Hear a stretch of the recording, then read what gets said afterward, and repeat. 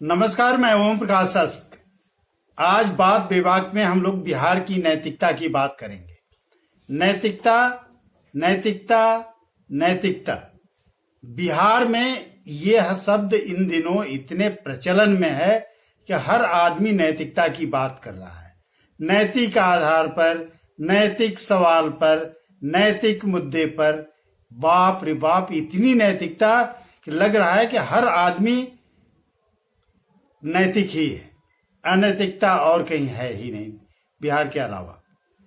दरअसल मैं बात यह कह रहा हूं कि जिस मेवालाल चौधरी को शिक्षा मंत्री के पद से मुख्यमंत्री नीतीश कुमार ने हटा दिया, कहा यह गया कि नैतिकता के आधार पर उनको हटा दिया गया। उन्होंने कहा कि नैतिकता के आधार पर मैंने इस्तीफा दे दिया। और सच्चाई इसके पीछे, इस नैतिकता के पीछे की सच्चाई यह है कि मेन स्ट्रीम मीडिया ने इस बात को नहीं उछाला, बल्कि न्यू मीडिया ने इस बात को इतनी तरजीह दी, इस बात को इतना उछाला कि सरकार को मजबूर होकर, नीतीश कुमार की सरकार को मजबूर होकर मेवालाल चौधरी से मुक्ति का रास्ता अख्तियार करना पड़ा। सच यही है, यही सच है कि मेवालाल चौधरी से मुक्ति का रास्ता अख्तियार किया नीतीश कुमार ने। आप तह में जब जाएंगे तो कहा यह जाता है कि मेवालाल चौधरी ने इस्तीफा दिया। राजभवन से जो विज्ञप्ति जारी होती है उसमें कहा जाता है कि मुख्यमंत्री नीतीश कुमार की सलाह पर राज्यपाल महोदय ने मेवालाल चौधरी को शिक्षा विभाग के कार्यों से मुक्त रखने का फैसला किया है। यह है नैतिकता।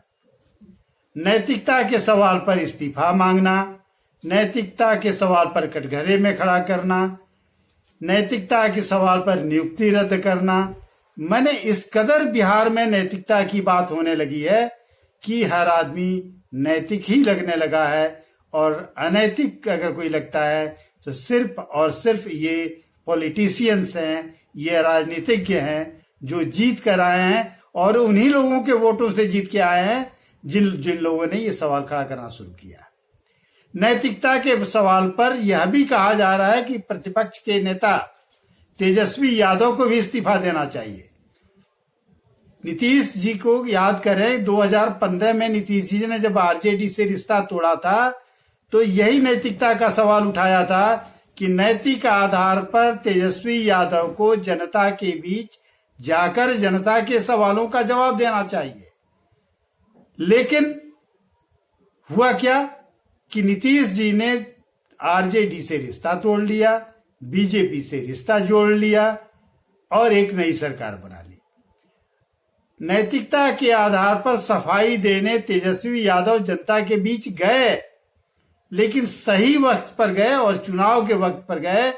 4 साल तक, 3.5 साल तक उन्होंने चुप्पी साधे रखी, और जब चुनाव में गए तो वो 110 सीटों का महागठबंधन उन्होंने खड़ा किया, जिसमें सबसे बड़ी पार्टी के रूप में अपनी पार्टी को खड़ा किया और लगभग सरकार के करीब अपने आंकड़े को पहुंचाया। यह तेजस्वी की नैतिकता थी। अब आप किस नैतिकता की बात करेंगे? अब यह सवाल जो लोग उठा रहे हैं कि तेजस्वी यादव को आईआरसीटीसी घोटाले में नैतिक आधार पर नेता प्रतिपक्ष का भी पद छोड़ देना चाहिए, इसलिए कि नैतिक आधार पर मेवालाल चौधरी को नीतीश जी ने बाहर का रास्ता दिखा दिया। गजब का सवाल है। आपने किया, आपने जिसको रखा आपने हटाया।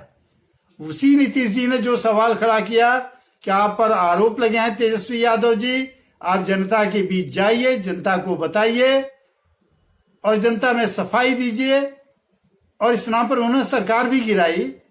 और उस आदमी ने सही वक्त पर जनता के बीच जाकर अपनी बात रखकर, अपनी बात कहकर, क्या आज तेजस्वी यादव पाक साफ हो गए थे? कोर्ट ने उनको बरी कर दिया था? बिल्कुल नहीं किया था। इसके बावजूद जनता ने तेजस्वी यादव को वो ताकत दी कि उन्हें 110 सीटों का महागठबंधन खड़ा करने के लिए तैयार कर दिया। बड़े बड़े सूरमा नेताओं को, राष्ट्रीय स्तर के नेताओं को, नेताओं की फौज को, जिस 31 साल के युवा ने पानी पिलाया, उससे नीतीश जी ने नैतिकता के आधार पर जनता के बीच जाने की बात कही थी। और आज मेवालाल चौधरी जब मंत्री बने तो उनको भी नैतिकता के आधार पर हटाने की बात हुई और नीतीश जी ने हटाया। और कहा यह जा रहा है कि नीतीश जी तो इतने नैतिक आदमी है कि नैतिकता के आधार पर उनको हटाया, इसलिए अब नेता प्रतिपक्ष को भी नैतिकता के आधार पर इस्तीफा दे देना चाहिए।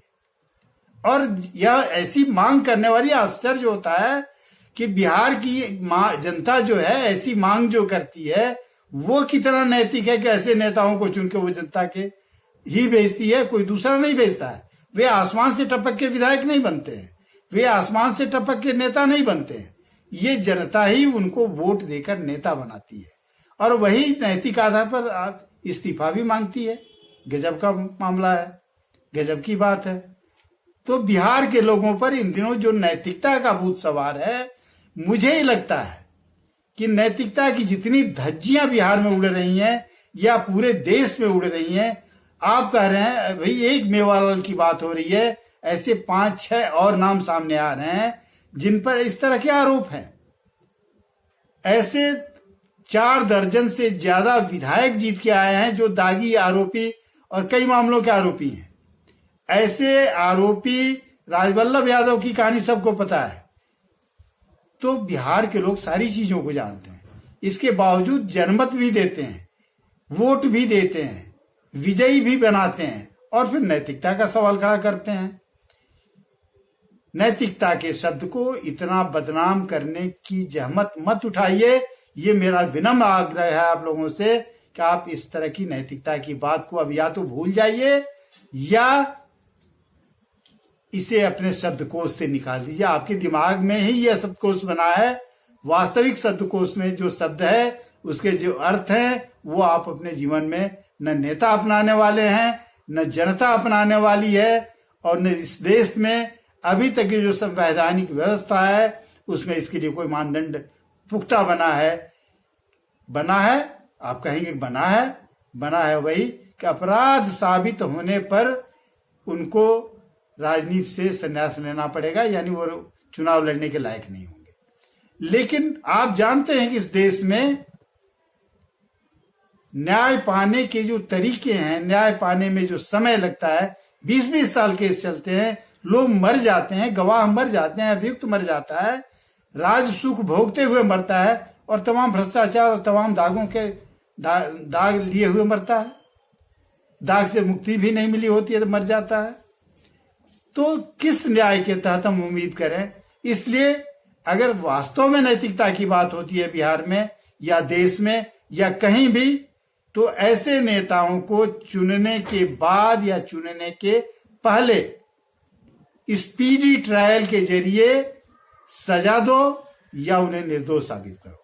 ये अदालतों का काम होना चाहिए, ऐसी संवैधानिक व्यवस्था होनी चाहिए। आज की बात विवाह किन्हीं शब्दों के साथ और नमस्कार करने के पहले मैं एक आग्रह करूंगा कि सार्थक समय जिस चैनल को आप देख रहे हैं, जिस पर आप इस तरह के वीडियो देखते हैं, जिसका न किसी से नाता है, न रिश्ता है, न लगाव है, न दुराव है, न अपनापन है, न परायापन है, सब की बात और बड़ी बेबाकी से आपकी बात बेबाक ढंग से रखने के लिए मैंने यह कार्यक्रम बनाया था सार्थक समय यूट्यूब चैनल पर। तो आप इस चैनल को सुनिए, सब्सक्राइब कीजिए, शेयर कीजिए, एक मेरा आग्रह होगा। दूसरा आग्रह एक और है, लेकिन उपयुक्त समय आने पर मैं आप लोगों से बताऊंगा, थोड़ा वक्त दीजिए। आज की बात विभाग में ताई, नमस्कार।